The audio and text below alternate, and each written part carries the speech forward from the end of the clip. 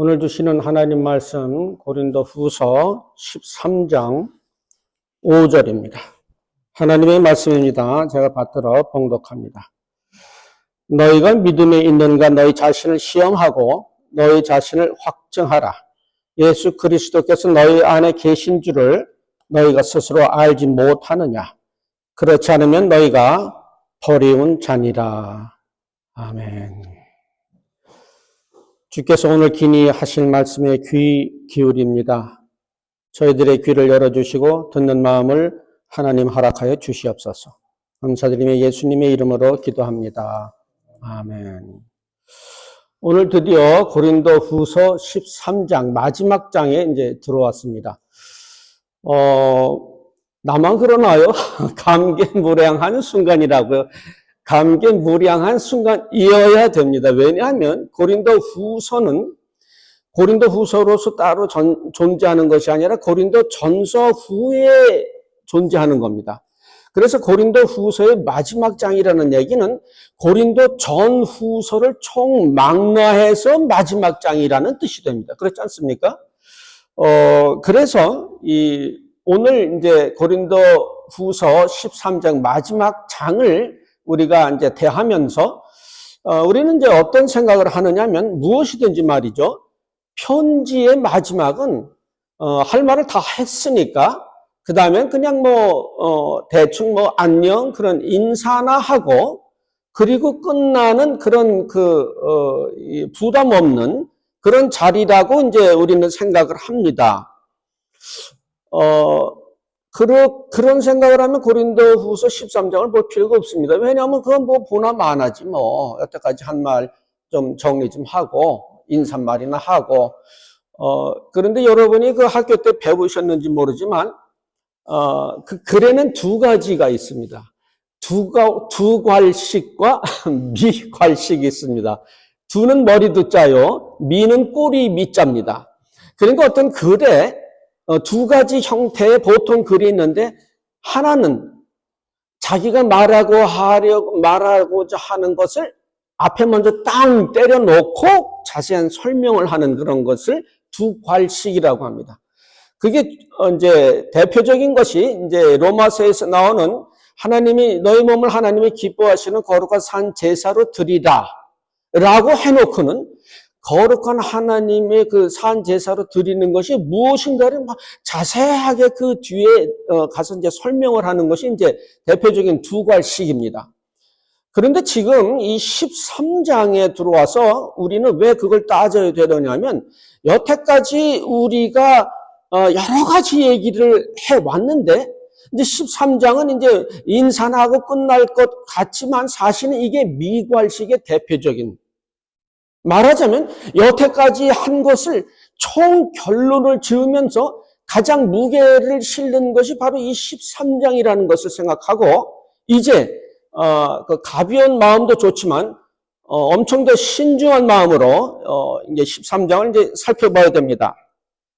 이것이 이제 미괄식이라는 얘기는 그 앞에 설명을 다 하고 이제 여기 와서 끝맺음을 하면서 아주 결정타를 날린다는 거이기 때문에 앞에 있는 내용들을 보지 않고 결정타를 날리면 이 사람은 대체 무슨 말을 하는 거야? 왜 갑자기 이런 소리를 해? 라는 생각이 들게 됩니다. 그래서 그 앞에 있어 우리가 다루었던 내용들을 조금 한번 이렇게 수박 겉핥기지만 정리하는 마음으로 한번 살펴볼 필요가 있습니다. 고린도 전서는 고린도 교회에서 일어났던 모든 얘기들을 지금 막 나눴던 것을 우리가 기억을 합니다. 그리고 고린도 후에 와서도 고린도 교회 내에 있었던 수많은 문제들을 다루었던 것을 우리가 기억을 하는데 7장에 어떤 내용이 나왔는가 우리가 이제 기억을 해보면 그렇게 고린도 전서를 보냈는데 고린도 교인들이 반발을 하는 것이 아니라 회개를 하고 그리고 그 중에서 죄 지은 자를 자체 치리하는 그런 소문을 이제 디도로부터 듣게 돼서 바울이 기뻐한다는 내용이 이제 7장의 내용이었습니다. 근데 이것은 굉장히 중요한 얘기입니다. 왜냐하면 사도가 보기에 저 사람들 교회 생활을 잘한다라는 평가가 내릴 정도면요, 보통 교회 생활을 잘하는 게 아닙니다. 우리는 교회 생활을 잘합니다. 그래서 교회 생활을 잘한다고 하는 것은 무슨 뭐 예배를 빠지지 않고 드리고 뭐 헌금을 내고 뭐 기도를 열심히 하고 찬양을 열심히 하고 그런 의미에서 교회 생활을 잘한다는 뜻이 아니라고요. 왜냐하면 고린도 전서부터 계속 무슨 얘기를 했었느냐면 고린도 교회에 문제들이 많았잖아요. 그래서 그럴 때는 심지어는 그런 사람을 내어 쫓기까지 하라는 식의 얘기를 하고 있었는데 그것을 실현하는 걸 보고는 야 너희들 교회 생활 참 잘한다라고 사도 바울이 기뻐했다면 사도 바울이 얘기하는 다시 말해서 하나님이 기뻐하시는 것은 교회 법을 신실하게 준수하고 따르는 것을 교회 생활을 잘하는 것이다 라고 평가한다는 겁니다.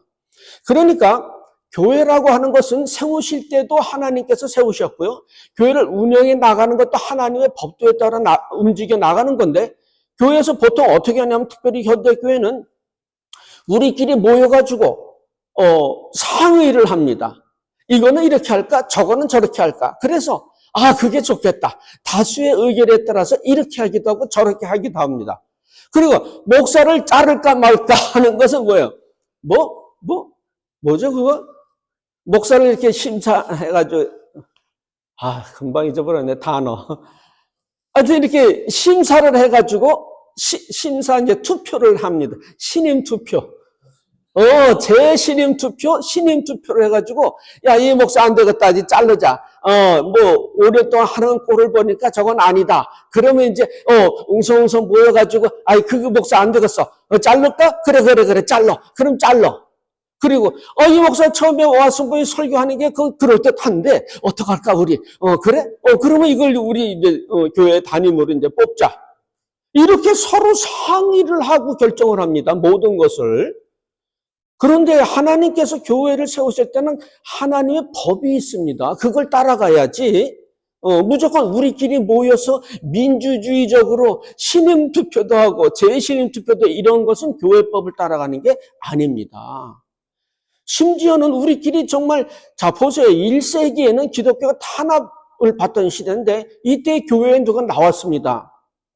그러면 지금같이 종교의 자유가 있어가지고 나오고 싶으면 나오고 말고 싶으면 마는 이때도 한 사람이 귀한데 그 당시에 그 신앙의 핍박을 피해가면서 감수해가면서 교회를 사람들이 나왔을 때 이 사람이 교회에서 죄를 지은 사람인데 이 사람을 치리하고 심지어는 내쫓는 것까지 하는 거는 보통 어려운 일이 아니지 않습니까? 현실적으로 봐도 당신 미쳤어? 그 사람 쫓아나 우리 교회 망하게 라는 말이 나올 정도로 굉장히 어려운 상황에서도 주님의 말씀에 순전히 의지해가지고 주님이 그렇게 하라고 명령하셨으니까 그렇게 합니다 라고 하는 이런 것들을 성경에서는 교회 생활을 참 신실하게 하나님의 법도대로 잘 따라서 잘하는 교회다라고 평가를 하는 겁니다.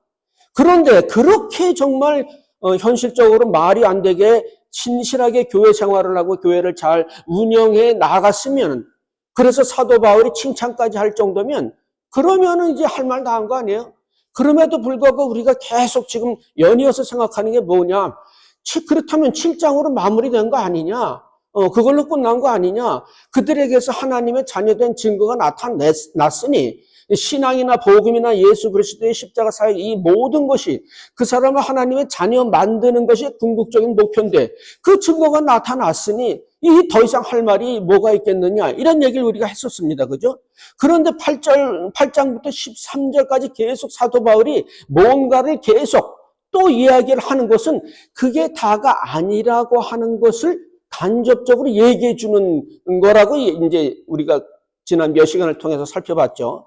그러면 사도 바울이 교회 생활은 아무리 신실하게 하더라도 이것이 다가 아니라 그러면 무엇이 다였느냐라는 얘기를 이제 우리가 살펴보는데 뭐냐면 예수를 믿는 건 교회만 나오고 교회의 법도대로 하고 기도하고 예배드리고 무슨 찬양하고 이런 것만이 예수를 믿는 것이 아니다. 정말 예수를 믿는 것이라면 그게 이제 8장에서부터 시작되는 얘기예요.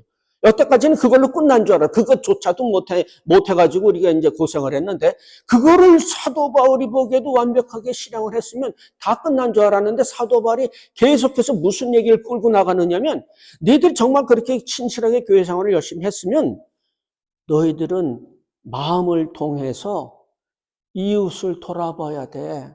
불우한 환경에 처한 사람들을 도와주고 그들을 케어하는 일을 해야 돼. 근데 그것을 어느 시점에서 하느냐면 너희들이 극한 흉년이 들었을지라도 너희들이 극한 가난 속에서 너희들조차 먹을 것도 없는 그 상황에서라도 그들을 돌아보고 도와줘야 된다라는 얘기를 합니다. 어느 정도 있어서 너희들 먹고 남잖아. 그런 거 버리지 말고 옆에 거지한테 좀 갖다 줘. 이러면은 뭐가 되느냐면 불우이웃을 돕는 것이 옵션이 됩니다. 우리도 먹을 게 없으니까 해도 그만 안 해도 그만. 그러나 없는데 어떻게 하겠어? 이렇게 됐으면은 옵션이에요. 근데 사도 바울은 지금 무슨 얘기를 하냐면 극한 가난이니까 너 먹을 거 없어도 그들 도와줘야 돼.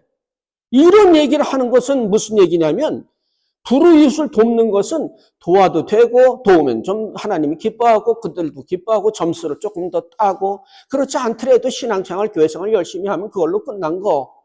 기본은 깔아놓은 거라고 생각하는 게 아니고요. 만일 네게 정말 하나님을 사랑하는 사람이야, 예수님 믿어, 그러면 네가 먹을 것이 없을지라도 네가 극하게 가난한 상황에서라도 그들 돌아보는 걸 잊지 말아야 돼. 이것은 옵션이 아니고 필수야라는 얘기를 합니다. 따라서 이제 이런 얘기를 하면 지난 시간에도 이제 그런 얘기를 쭉 했습니다. 그러나 교육의 효과는 반복이 있기 때문에 반복을 합니다. 그러면 그렇게 착한 일, 선한 일만 그냥 하면 되는 거 아니요? 아니요. 그러면 누가 제일 그런 일을 잘한다고요? 종교적으로 볼 때 불교 신자들이 그런 일 참 잘합니다. 그들은 인격이 기독교인들보다 일반적으로 뛰어납니다.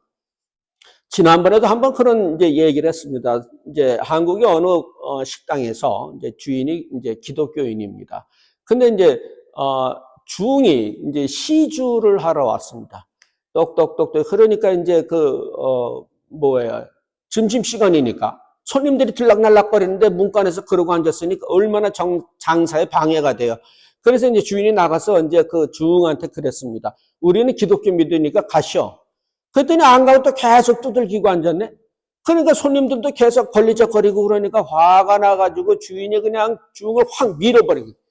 그랬더니 그냥 길바닥에 그냥 시주 바가지가 그냥 쏟아지고 쌀이 쫙 들어. 그러니까 그걸 하나 다 줍고 아무 소리 안 하고 남이 아무 탑을 그리고 갑니다. 이게 인격이나 이런 데서 교회 다니는 우리가 따라올 수 없는 수준까지 올라간 사람들입니다. 그럴 뿐만 아니라 이런 사람들은 선한 일, 착한 일을 왜냐하면 거기에 목숨이 달렸기 때문에 그러면 불교 신자가 선한 일을 착한 일을 더 많이 하니까 구원을 받는 그 소리가 전혀 아니라고 그랬습니다. 왜 그래? 성경이 정작 원하는 것은 착한 일, 선한 일을 원하는 것이 아니라 착한 일, 선한 일을 발동시키는 그것을 야기시키는 선한 마음을 소유한 사람을 찾는다. 그 얘기를 했습니다. 그렇죠? 그래서 만약에 작은 소자에게 찬물 한 그릇을 주로 갔다가 이게 이제 그 돌불에 넘어져가지고 찬물 한 그릇이 엎어졌다. 그래서 소자에게 찬물 한 그릇을 못 주었을지언정 그가 작은 소자를 바라보는 마음에 측은지심이 들고 자비양이 들고 이렇게 참 불쌍한 마음이 들어서 그랬다면 하나님 보시기에 이미 된 거단 말이죠. 반드시 착한 일을 하라 안 하라 그게 문제가 아니라 그러니까 착한 일을 해도 얘따 먹어라 애라 먹어라 저것들은 왜 저러고 살지 이런 것은 전혀 착한 일 한 게 아니라는 얘기입니다. 마음이 말하자면 네 인간 자체가 하나님을 닮은 사랑하는 마음, 자비하는 마음, 은혜로운 마음, 긍휼히 여기는 마음을 가진 그런 소유자, 그런 사람들만을 하나님이 찾는다는 얘기를 하는 겁니다. 그런데 그것을 어디서 그렇게 해야 되는 거 어디서 배우냐면 교회에서 배웁니다. 근데 교회에서 잔뜩 배워놓고는 나가서 전혀 그것을 시행하지 않는다면 이거는 훈련소에서 훈련 잔뜩 하고 전쟁에 막상 나가서는 총을 한 발이라도 쏠 줄 모르는 병사와 마찬가지로 아무 쓸모가 없는 거라는 겁니다. 그러니까 바깥이 진짜고 이 안은 그냥 임시로 훈련 받는 곳이 교회일 뿐인데 우리는 이게 다라고 생각을 하고 여기서 하나님 영광 다 받는다고 생각하는데 여기서는 하나님 영광 받을 일도 없고 그럴 이유가 없습니다. 나가서 나아가서 그들의 입에서 하나님께 영광을 돌리는 그 일을 위하여 훈련기관으로서 교회가 존재하는 곳이기 때문에 이 교회 생활만 해서는 안 된다. 그런 얘기를 이제 8장에서 했던 걸 우리는 기억을 합니다. 그러니까 9장에 넘어오니까 이제 그러면 나도 지금 가난해서 못 먹고 말이지 허리띠를 졸르고 앉았는데 그 판국에 어떻게 또 남을 도와주냐? 그럼 내가 죽지 않겠느냐? 내가 망하지 않겠느냐? 이제 이런 얘기가 나올 수 있습니다. 그런데 이거에 대해서도 성경은 굉장히 엄중한 이야기를 합니다. 너희들이 결코 죽지 않는다. 너희들이 결코 염려하지 않아도 된다. 아니, 너희들이 베풀면 베푸는 것이 이게 그냥 누구에게 무슨 뭘 좀 주는 그런 차원이 아니고 하나님에게 돈을 부어주는 식이 된 거란 말입니다. 너희들이 불우한 이웃을 도울 때 그들이 고마워서 그들이 너희들에게 빚을 진 것이 아니고 하나님이 너희들에게 빚을 진 거란 말입니다. 그래서 하나님께서 이자 붙여가지고 더 갚아주신다는 겁니다. 7배나 더 갚아주신다는 얘기입니다. 그래서 우리가 먹고 그래? 그러면 내가 작전상 이걸 도와줘야지. 그러면 이제 하나님이 7배로 주시겠지? 이런 계산, 요거는 인간이 아예 싸가지가 없습니다. 이게 아니고요. 불쌍해서 못 살겠다. 내가 잠이 안 온다. 저 인간 저러고 앉았는 걸 보니 말이지. 내가 아는데 옛날에 잘 나갔거든. 아니, 어떻게 하다가 이렇게, 사업 실패가지고 전문형이 됐네. 저 사람 사업 잘하는 사람인데, 나보다 사업 잘하는 사람인데, 사람의 운이라는 걸 타고나야지 말이지. 운 잘못되면 말이야. 아무리 능력이 있어도 저렇게 된다니까. 아이고, 불쌍해. 아이고, 내가 잠이 안 오네. 빨리 우리 집에 따뜻한 온돌방이라도 재워야지. 저 날씨 추운데. 이런 마음을 갖는 거. 그것을 하나님이 원하시고, 그러면 하나님께서 하늘에서 우리가 그들에게 베푼 것의 7배 이상으로 갚아주시니 걱정하지 말라. 그래서 이거는 하나님께 빚을 이제 드리는 거고 하나님이 나중에 빚졌으니까 이런 개인적인 차원의 얘기를 하는 게 아니고요. 더 큰 얘기를 무슨 더 큰 얘기를 하느냐면 이건 우주적인 차원의 문제라는 겁니다. 무슨 얘기냐면요. 자, 예수님께서 우리 죄를 이제 구속하시려고 오셨습니다. 그래서 십자가 달려 돌아가시고 우리 죄를 이제 사하시게 됐습니다. 그죠? 예수님이 그 죄의 값을 이제 갚으셨습니다. 그리고는 어떻게 됐어요? 옛날에 쫓겨났던 에덴 동산으로 우리를 끌고 들어가셔서 거기서 생명나무의 과실 먹게 하셔가지고 우리로 하여금 예수 믿는 그 즉시부터 영생을 얻는, 영생을 소유한 사람으로 만들어버렸습니다. 그런데 에덴 동산에서 쫓겨날 때 우리에게 하나님께서 저주를 내리셨잖아요. 근데 다시 에덴 동산을 끌고 들어오셨는데 그 저주가 아직도 그대로 남아있으면 그게 무슨 의미가 있어요? 그 저주를 하나님께서, 예수님께서 풀어내셨다는 거 아니에요. 그래서 공중의 새를 보라. 얘네들은 수고하지 않아도 된다. 그래도 하나님 먹이신다. 그런데 너희들이 그 저주를 받아가지고 이 땅에서 그렇게 수고해야 간신히 먹고 사는데 그 저주를 풀어냈으니 이제는 너희들이 무엇을 입을까 먹을까 걱정을 하들들 말라. 왜냐하면 새도 그렇게 먹이시는데 너희들 안 먹이시겠느냐. 걱정을 하지 마라. 그리고 그럼 너희들이 신경 쓸 건 그런 거 신경 쓰지 말고 하나님의 나라와 그의 의에 대해서만 신경 쓰면 돼. 근데 걱정을 해고 내가 이거 거지한테 이만큼을 줬으니 나는 그러면 굶어 죽을까 봐 걱정하는 것은 개인에 관한 문제가 아니고 어떻게 돼요? 예수님의 전체 구속 사역을 부정하는 꼴이 되는 거예요. 전 우주가 지금 저주에서 풀려났습니다. 전 우주를 돌리시는 하나님의 복이, 하나님의 축복이 우리에게 벌써 임해 있는 판에 그거 예수 믿는다고 해놓고는 지금 거지한테 조금 띄워줬더니 내가 굶을까 봐 걱정을 한다고? 이것은 하나님의 예수 그리스도를 통한 구속 사역을 전적으로 부인하는 거기 때문에 엄청난 의미가 있는 것이다. 따라서 9장에서 하는 얘기는 남에게 실컷 도와줘도 결코 너에게 손해날 일이 없을 것이니까 염려 말라라는 얘기를 하면서 10장, 11장에 넘어가서는 이제 거짓 선지자들이 너희들한테 좋은 말을 달콤한 말, 달달한 말을 이렇게 이제 열심히 하는데 그런 사람들에게 속지 말라. 그런 얘기를 하는 겁니다. 이 사람들은 너희들에게 예수를 전하는 것 같지만 사실은 가짜 예수를 전하는 것이요. 너희들에게 성령 받으라 그랬는데 사실은 성령 받으라는 게 아니라 가짜 영을 받으라는 겁니다. 우리는 한국 교회에서 특별히 이런 거 성령을 받을지어다 이럽니다. 목사들이. 그럼 한번 생각을 해볼 필요가, 지가 성령을 가지고 있는 겁니까? 자기가 갖고 있는 성령을 받아라 그래서 그러니까 덥석 받으면 또 됩니까? 성령은 뭐예요? 하나님입니다. 근데 지가 하나님을 받아라 말라 할 수가 있어요, 없어요? 일단 말이야. 그러니까 그러면 성령이 아니면 뭘 받았어요? 악령밖에 받을 게 더 있겠어요? 아니 결론적으로 천지주제 하나님이신 분을 받아라? 그러면 그건 무슨 얘기냐면 거꾸로 예수를 받아라 이러는 얘기하고 또 성부 하나님을 받아라 그 소리하고 똑같은 얘기를 하고 앉았는 거예요. 이거는 말이야. 이런 식으로 해가지고 자신을 굉장히 무슨 신령한 멋있는 사람으로 치장을 하는데 거기에 깜빡 속아가지고 말이죠. 그들이 뺨을 칠질해도 꼼짝 못하고 앉았고 그들이 종노를 시켜가지고 막 마음대로 부려먹어도 꼼짝 못하고 할렐루야 할렐루야 영광이로소이다 이런 소리를 하고 앉았어. 그런 반면에 사도 바울은 어떻게 돼요? 보기에도 비리비리해 보이고 말도 뭐 이렇게 시원찮게 하고 그러니까 저런 게 무슨 사도야 그래가지고 사도는 자기 것뿐만 아니라 모든 것까지를 다 교인들을 위하여 희생했음에도 불구하고 사도도 아니다라고 멸시하고 무시를 하고 앉았습니까? 하고 있잖아요. 그러니까 사도 바울이 그거에 대해서 참 답답한 마음에 이제 10장 11절을 쓰면서 그것이 아니다. 그런 거짓 선지자들이 대단한 경험을 했으면 나는 어느 정도의 경험까지 했는 줄 알아? 3층 천까지 올라간 사람이야. 이거 왜 이래? 경험 따지자고 그러면 내가 그 누구보다도 할 말 많은 사람이야.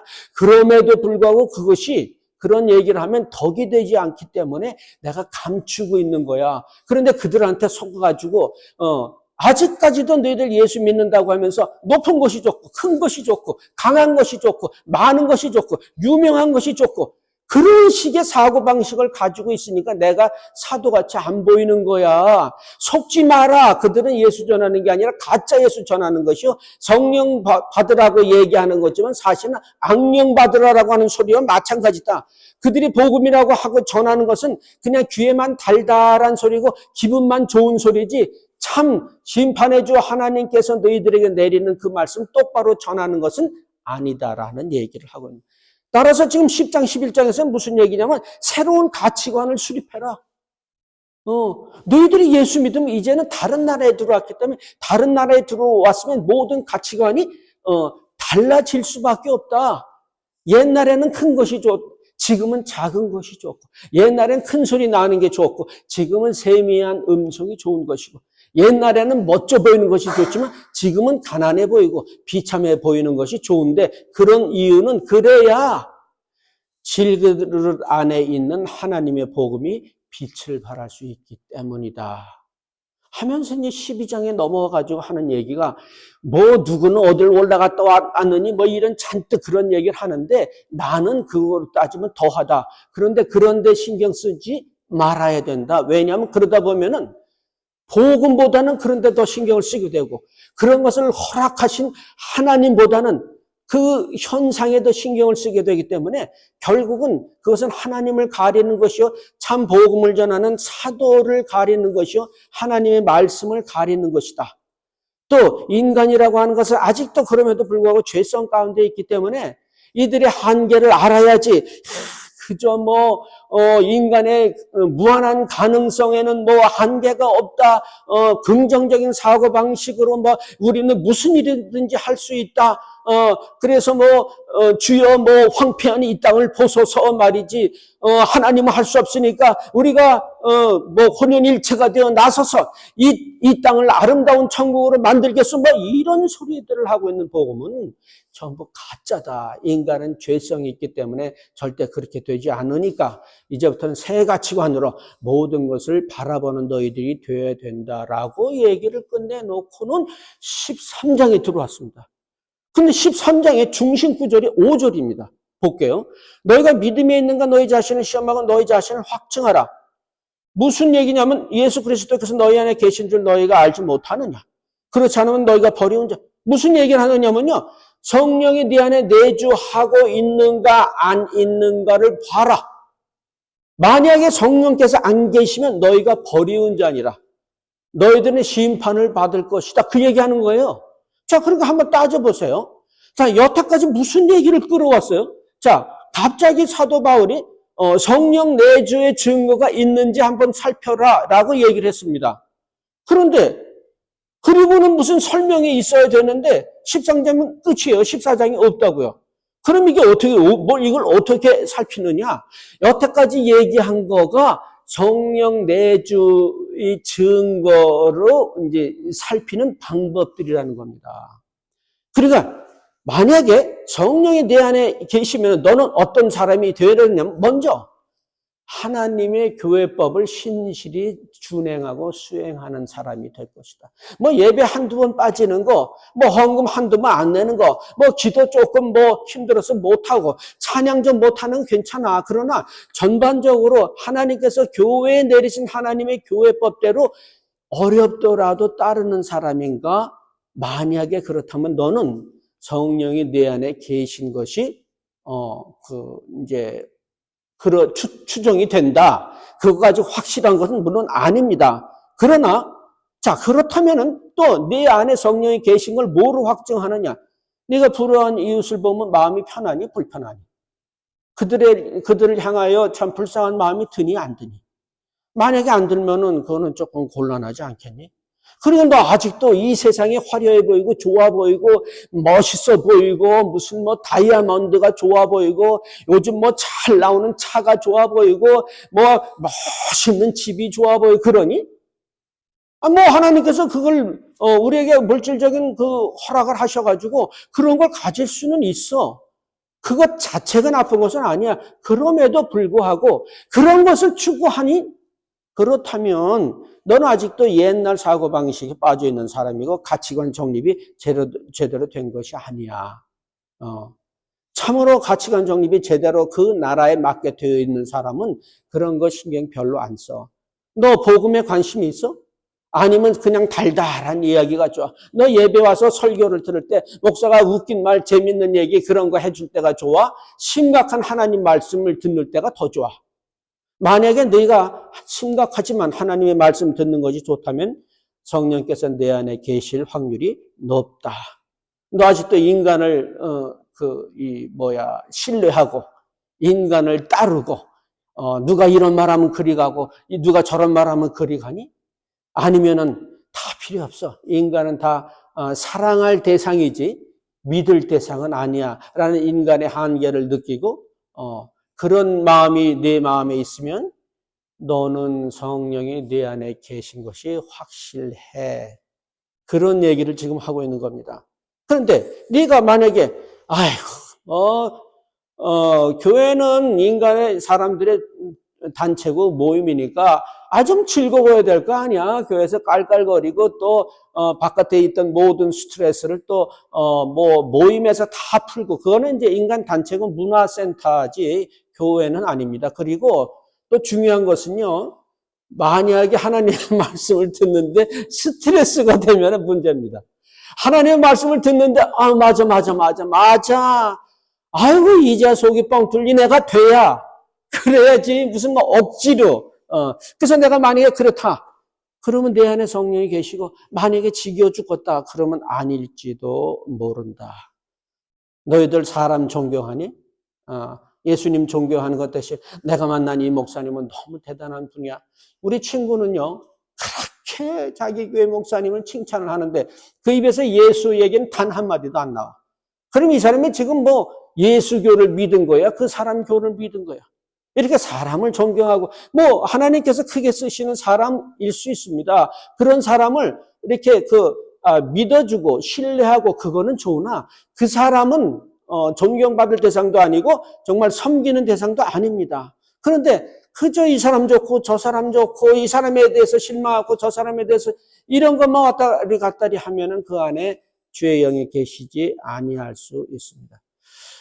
참 슬픈 얘기지만 옛날에 제가 신앙생활을 했는데 우리 교회에 어떤 사람이 이제 문을 두드렸습니다. 이제 예배 끝나고 이제 다과 교제 시간인데, 그래 나가봤더니 미국 사람인데, 자기가 지갑을 깜빡해가지고, 이거 버스 타고 어디 가야 되는데, 버스비가 없다고 달라고 이제 좀 도와줄 수 있냐고 그래요. 그때 우리 교회 이제 수석 이제 장로님이 No, we don't have it. Get away. 이래버리면서 이제 나한테 저런 인간들은 sick and tired 영어로 아주 그냥 넌더리가 난다. 진절머리가 난다. 저것들 왜 저러고 살아? 그래서 내가 저만치 가는 사람을 쫓아갔습니다. 그래서 20불이면 되겠습니까? 그랬더니 그 사람이 참 감당할 수 없는 칭찬을 해 주셨습니다. 당신이야말로 참 그리스도인입니다. 불쌍한 사람 도와줘야 돼요. 뭐 그 사람이 뭐 그걸로 마약을 하느니 뭐 총기를 그거는 알 바 아니에요. 그렇게 그 사람이 위에 있으면 평생을 책임지지 뭐 지금에 와서 그 사람 챙기고 앉았어. 달라면 줘야 되는 건 달라고 사기를 쳐야 되는 형편에 놓인 것이 불쌍한 겁니다. 아시겠어요? 제가 잘 아는 우리 집사님 그분은 우리 그 교회도 이제 개혁신학이라고 신앙을 가졌다 이런 말을 합니다. 그죠? 옛날에 그 천주교가 어디서 성경 빼놓고 이상한 대로 계속 돌고 앉았어요. 그래가지고 뭐 헌금을 깨끗당 내면은 면죄부 죄가 사해진대나 뭐 이런 짓을 하고 있어가지고 종교개혁을 일으켰지 않습니까? 그래서 성경으로 돌아갑시다. 성경으로 돌아갑시다. 그러고 성경으로 돌아가자고 해놓고는 개신교가 성경과 다른 뻘짓을 또 하고 앉았는 거예요. 그래서 그거 하면 안 된다. 그러면 역시 또 성경에서 벗어나는 것이다. 그래가지고 성경으로 돌아가자고 해서 이제 하는 운동이 개혁 이제 신앙이라고 하는 운동입니다. 그래서 이 교회도 사실은 이제 그런 교회 중에 하나입니다. 성경만을 가르치고 다른 세상 이제 상식이나 그런데 그 집사님이 그런데 굉장히 대단한 그것을 가지고 있어요. 어렸을 때부터 그런 집안에서 교육을 잘 받아가지고. 그런데 이 양반은 하는 소리가요. 자기는 어딜 가다가 이제 홈레스를 발견하면 피해간답니다. 그것들 그렇게 사는 거 자기는 인정할 수 없다는 겁니다. 그럼 자기 자식이 뭐 해다가 잘못해가지고 거기 앉았어도 그럴 거야? 그러니까 지금 성경은 무슨 얘기를 하냐면 너 신앙생활 잘하냐? 교회생활 잘하냐? 좋아. 잘했어. 그런데 만약 네가 정말로 하나님을 사랑하는 신앙생활을 잘하는 사람이라면 불우이웃을 보고 마음이 동해져야만 마땅해. 만약에 그렇지 않으면 네 안에 주의 영이 안 계신 거야. 라는 얘기를 하고 있습니다. 그러면서 이제 2절에 내가 이미 말하였거니와 지금 떠나 있으나 두 번째 대면했을 때와 같이 전에 죄 지은 자들과 그 남은 모든 사람에게 미리 말하노니 내가 가면 다시 용서하지 아니하리라. 요 얘기를 합니다. 근데 분명히 성질난 얘기예요, 지금. 그죠? 벌 주겠다는 거 아니야. 심판을 내리겠다는 말이에요. 그런데 지금 아까 7장만 하더라도 얘네들이 잘해가지고 기뻐했다고 그랬지 않았어요? 칭찬했지 않았어요? 그런데 13장에 와가지고 다시 성질이 났으니 도대체 뭐가 잘못된 거예요? 8장부터 12장까지의 내용을 수행하지 않아서 화가 났다는 뜻 아니겠어요? 그러니까 사도 바울이 화가 나는 것은요, 교회생활 잘하는 건 일단락 됐어. 좋아. 그럼에도 불구하고, 이런 것들, 불우이웃을 돕는 거, 너희들의 가치관을 바꾸는 거, 이런 것들이 제대로 갖춰지지 않으면 그거에 대해서 내가 성질나고 벌하고 심판하고 엄벌을 내리리라 그겁니다. 근데 지금 사도 바울은 벌을 내릴 처지가 못 됩니다. 사도 바울은 지도 지금 사돈이 아니니 그리고 앉았는데 누구에게 무슨 벌을 내려야? 분명히 우리가 알아들을 것은요, 사도 바울의 얘기가 아니잖아요. 그렇죠? 성경의 말씀이라고요. 사도 바울은 하나님의 말씀을 지금 전하고 있다고요. 근데 왜 하필 이 시점에서 하나님의 말씀을 딱 그 말씀을 전합니까? 아마 우리에게 그 말씀이 필요해서 하나님께서 그 사람을 통해서 그 말씀을 오늘 지금 이 순간에 우리에게 전하는 거 아니겠어요? 그러니까 우리는 설교니까 그럼 예배 시간에 그럼 설교하지 뭐 하겠냐. 목사가 하는 일이 설교니까 이런 식으로 보지 마시고 오늘 저 사람을 통해서 하나님께서 내게 말씀하시는지도 모르겠다. 아니, 말씀하시는구나. 네 안에 성령께서 계시는지 확인해 봐. 아니면 큰일 날 거야. 라는 얘기를 하나님께서 지금 하고 계신다고 하는 사실을 우리가 잊어서는 안 됩니다. 13장 고린도전서 후서까지 해가지고 전체를 이렇게 아우르면서 오늘 하나님께서 우리에게 주시는 말씀은 성령이 계셔야 너희들이 구원받는 거 알지. 성령이 안 계시면 구원 못 받는데 성령이 계시는 것을 아는 방법이 뭔 줄 알아? 너희들이 힘들더라도 교회법을 잘 따르고 무슨 일을 하든지 니들끼리 상의해서 끝나면 그건 인간 단체니까 그거 하지 말고 이런 것은 주께서 어떻게 명하셨습니까? 어떻게 행하라고 하셨습니까를 성경에서 다 배워가지고 그대로 행해야 될 뿐만 아니라 이제는 너희들은 살았으니 살지 못한 죽은 영혼들에 대해서 애틋한 마음을 가지고 안타까움을 가지고 그들을 돌아보고 그들을 긍휼히 여기는 그런 마음이 너희들 가운데 생겨야만 그것이 성령의 열매고 그것이 성령의 내주임을 증거하는 것이 되고 너희들 생각이 아직도 옛날 그런 생각 가지고 있는 것은 이거는 아직 뭐라 그럴까요? 이 세계에 들어오지도 못한 거야. 이 세계에 들어오는 사람은 생각의 전환이 있기 마련이어서 이 땅에서 생각했던 거, 이 땅에서 좋게 생각했던 거, 이 땅에서 위대하게 생각했던 것이 아무것도 아니고 그저 그의 나라와 그의 의가 가장 중요한 것임을 깨닫게 되는 거야. 이것으로 너희들 안에 주께서 계시는지 확인해 봐. 그리고 만약에 없으면 십자가로 돌아가. 십자가에서 예수 그리스도 찾아. 그렇지 않고서는 이 땅에서 너희들의 문제를 해결할 방법이 없고 성령을 모실 방법이 전혀 없는 것이야 라고 오늘 본문 말씀을 통해서 사도 바울을 통한 주께서 이런 말씀을 우리에게 주십니다. 성령 내주함을 받는 여러분 되시기 바라고요. 그거는 제가 해줄 수 있는 것은 아니고요. 저는 여러분에게 주께서 주신 모든 것들을 이렇게 말씀만 드릴 뿐이고요.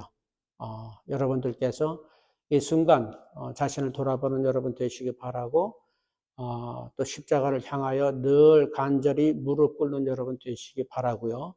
또 부족하지만 저를 통해서 고린도 전서, 고린도 후서를 완수하게 하신 예수님과 또 우리 하나님께 영광을 돌립니다. 기도하겠습니다. 주신 말씀 감사함으로 받았사온데 준비하는 저희들의 여생 될 수 있도록 우리 하나님 함께하여 주시옵소서. 감사드리며 예수님의 이름으로 기도합니다. 아멘.